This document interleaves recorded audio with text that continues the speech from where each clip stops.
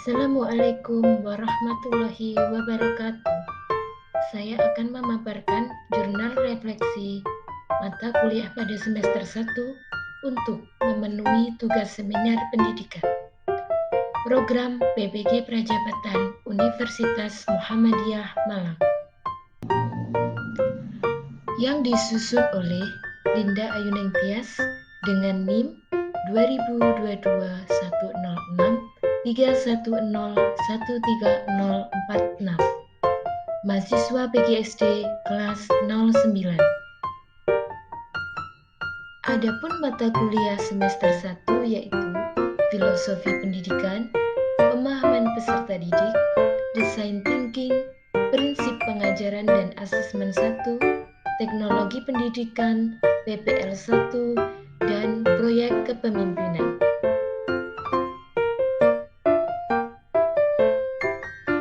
Filosofi Pendidikan. Filosofi Pendidikan merupakan salah satu mata kuliah inti dalam program PBG Prajabatan semester 1. Adapun review pengalaman belajar, yaitu dalam filosofi pendidikan terdapat 5 topik. Topik 1 yaitu perjalanan pendidikan nasional yang membahas tentang perjalanan pendidikan di Indonesia. Pada topik 2 tentang dasar-dasar pendidikan Ki Hajar Dewantara. Topik 3 tentang identitas manusia Indonesia, membahas tentang analisa relasi pendidikan dan kebudayaan serta identitas manusia Indonesia. Pada topik 4 mengenai Pancasila sebagai fondasi pendidikan Indonesia. Pada topik 5, membahas tentang telaah praktik baik pendidikan yang memerdekakan dengan pokok bahasan telaah praktik baik di sekolah yang menerapkan filosofi Ki Hajar Dewantara. Hal yang paling menarik mempelajari mata kuliah filosofi pendidikan yaitu selain mengetahui perjuangan dan filosofi pendidikan yang dimunculkan Ki Hajar Dewantara, yaitu pendidikan yang memerdekakan peserta didik. Pada topik 5, refleksi pengalaman belajar yang dipilih.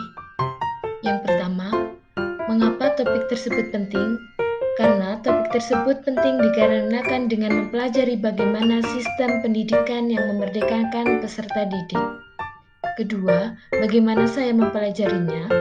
Saya mempelajari pendidikan yang memerdekakan peserta didik ini sangat beragam, yakni melalui penjelasan dosen serta hasil pemaparan yang disampaikan oleh masing-masing kelompok diskusi yang membahas terkait topik tersebut.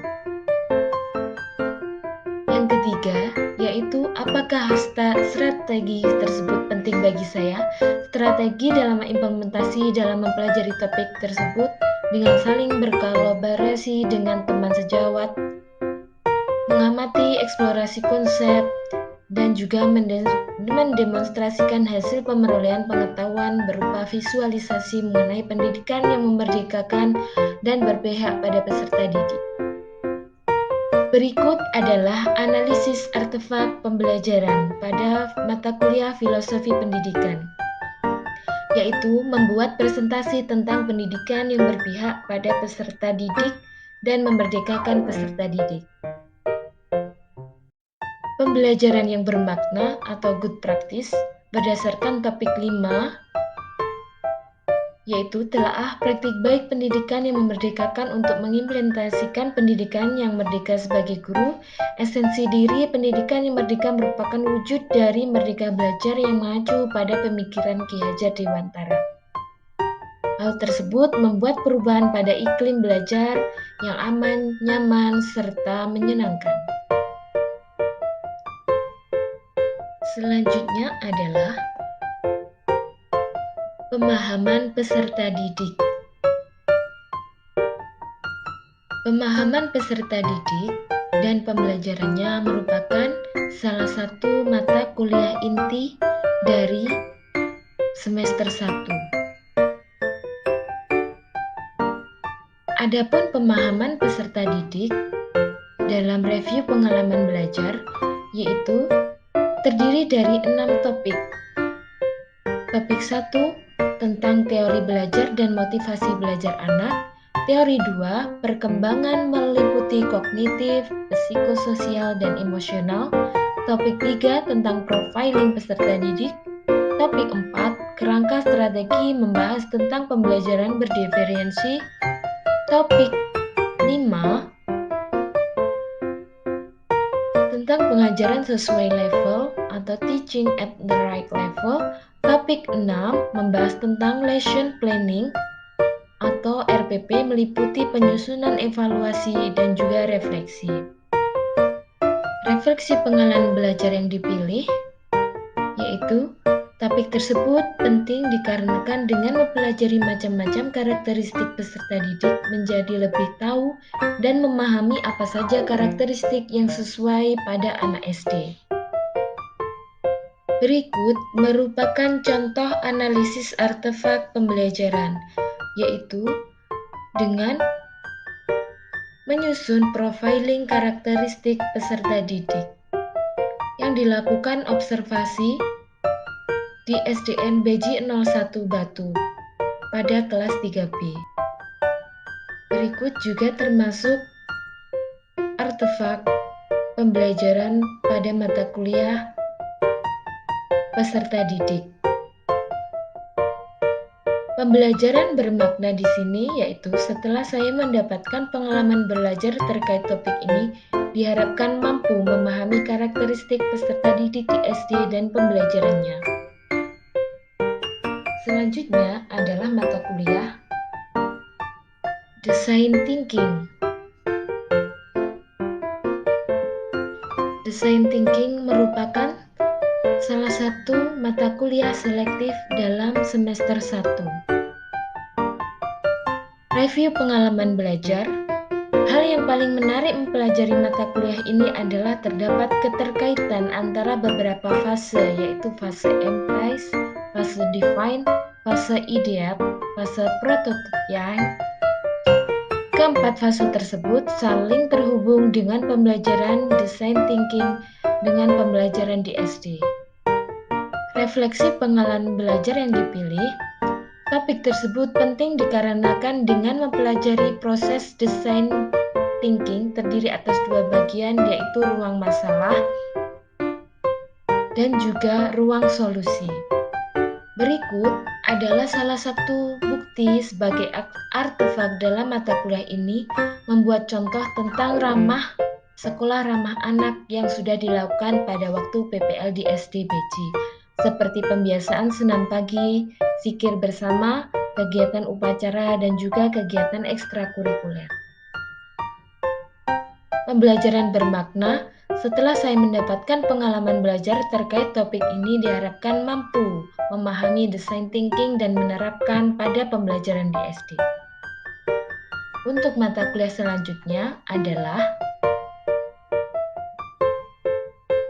prinsip pengajaran dan asesmen yang efektif di SD 1.